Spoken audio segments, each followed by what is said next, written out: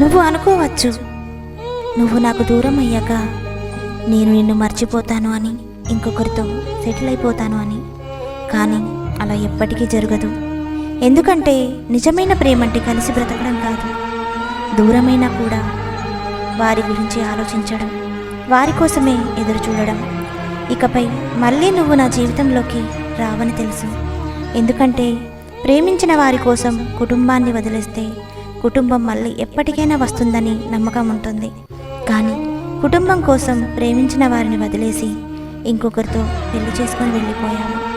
అందుకే నువ్వు మళ్ళీ నా జీవితంలోకి రావని నాకు తెలుసు. మనం మళ్ళీ కలవమని నాకు తెలుసు. తెలిసినా కూడా నేను నిన్నే ప్రేమిస్తూ ఉంటాను. ఎందుకంటే నాది మనసుతో ముడిపడిన బంధం. జీవితాంతం నేను ప్రేమిస్తూనే ఉంటాను. ఎంత దూరమని వెళ్ళను, ఎక్కడికని వెళ్ళను, నువ్వే గుర్తొస్తున్నావు.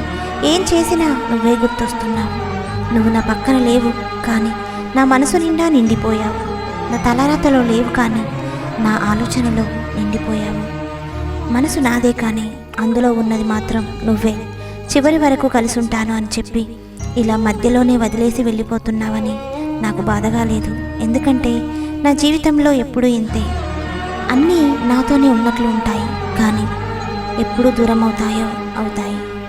ఇప్పుడు నువ్వు కూడా అంతే, నీ ప్రేమ కూడా అంతే.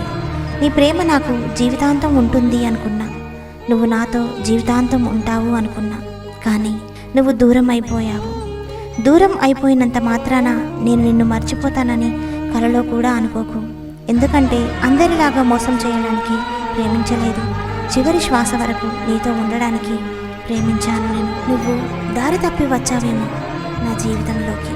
దారి తెలియగానే వెళ్ళిపోయావు. నీకు ఏ దారి తెలియనప్పుడు నా ప్రేమే సర్వం అనిపించింది. నీకు దారి తెలిసాక నా ప్రేమ నేను రెండు భారం అయిపోయాం. బహుశా నాకు తెలిసి పోయిన జన్మలో నీకు నాకు ఏదో సంబంధం ఉండి ఉంటుంది.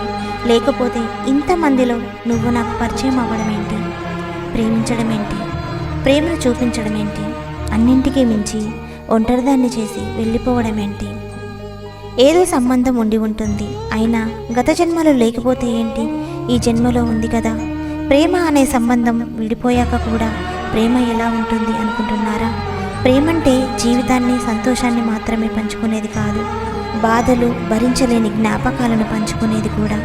తన వల్ల భరించలేని బాధ, అంతులేని జ్ఞాపకాలు చాలా ఉన్నాయి నా జీవితంలో.